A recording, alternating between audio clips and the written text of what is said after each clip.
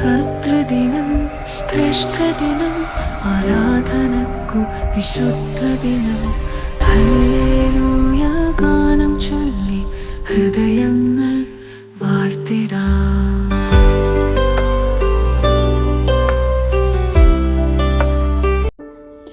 ദൈവ തിരുനാമത്തിന് മഹത്വം ഉണ്ടായിരിക്കട്ടെ. കർത്താവിൽ പ്രിയപ്പെട്ടവരെ,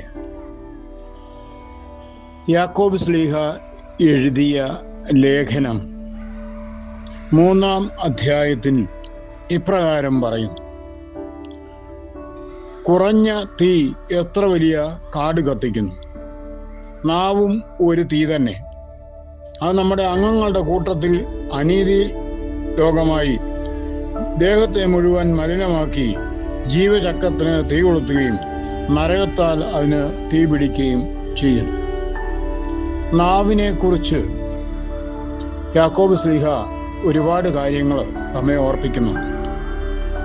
മൃഗജാലങ്ങൾക്ക് ഈ എല്ലാം നാവുണ്ടെങ്കിലും മനുഷ്യന് മാത്രമേ നാവ് കൊണ്ട് സംസാരിക്കാനുള്ള ശക്തിയുള്ളൂ.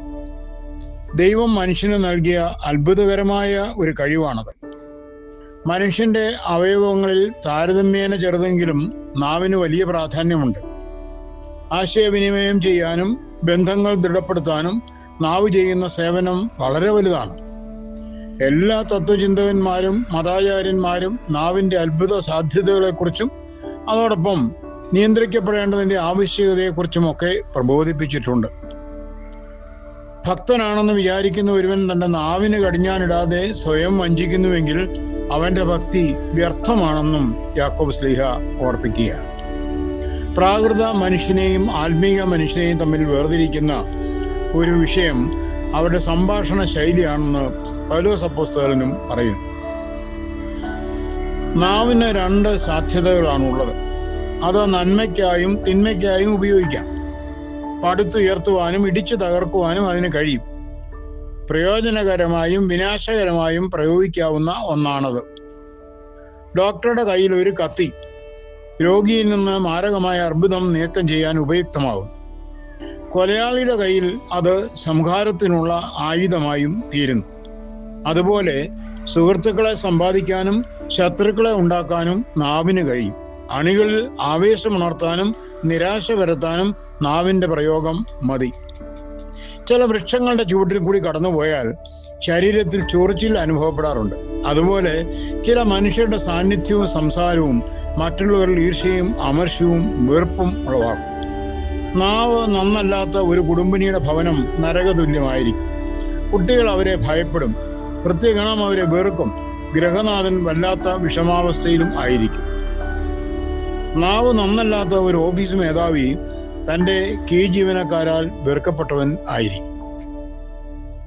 വേറെ ചിലരുണ്ട്, അവരെവിടെ ചെന്നാലും മറ്റുള്ളവർ അവരെ സന്തോഷപൂർവ്വം സ്വാഗതം ചെയ്യും. പനിനീർ പുഷ്പം സുഗന്ധം പരത്തുന്ന പോലെയാണ് അവർ. അവരുടെ പ്രസന്ന ഭാവവും ഉത്സാഹം ജനിപ്പിക്കുന്ന വാക്കുകളും മറ്റുള്ളവരിൽ സന്തോഷം ഉളവാക്കും. ചെല്ലുന്നിടത്തെല്ലാം അവർ ആഹ്ലാദവും സൗഹൃദവും വരുത്തും. യേശുക്രിസ്തുവിനെ പറ്റി രേഖപ്പെടുത്തിയിരിക്കുന്നു: എല്ലാവരും അവിടുത്തെ പ്രശംസിച്ച് പറയുകയും അവിടുത്തെ നാവിൽ നിന്ന് പുറപ്പെട്ട കൃപാവചസ് കേട്ട് അത്ഭുതപ്പെടുകയും ചെയ്യും.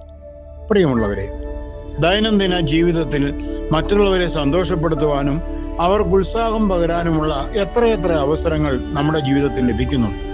ഒരു പുഞ്ചിരിയും ഒരു നല്ല വാക്കും നമ്മിൽ നിന്നുണ്ടാകുമ്പോൾ നാം നൽകുന്ന പണത്തേക്കാൾ വിലപ്പെട്ടതായി അവർ അത് കാണും.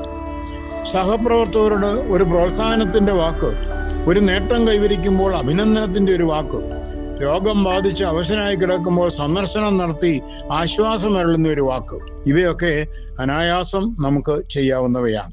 ഒരു നല്ല വാക്കും പുഞ്ചിരിക്കുന്ന മുഖവും സ്നേഹിതരുടെ എണ്ണം വർദ്ധിപ്പിക്കും, സഹായികളെ ആകർഷിക്കുകയും ചെയ്യും. പ്രിയമുള്ളവരെ, നമുക്ക് നമ്മുടെ നാവിനെ ഒന്ന് നിയന്ത്രിക്കുവാനും നമ്മുടെ ദൈനംദിന ജീവിതത്തിൽ എന്തൊക്കെയാണ് ഈ നാവ് മൂലം ഉണ്ടാകുന്നത് എന്ന് മനസ്സിലാക്കുവാനും സാധിച്ചാൽ ഭാഗ്യമാണ്.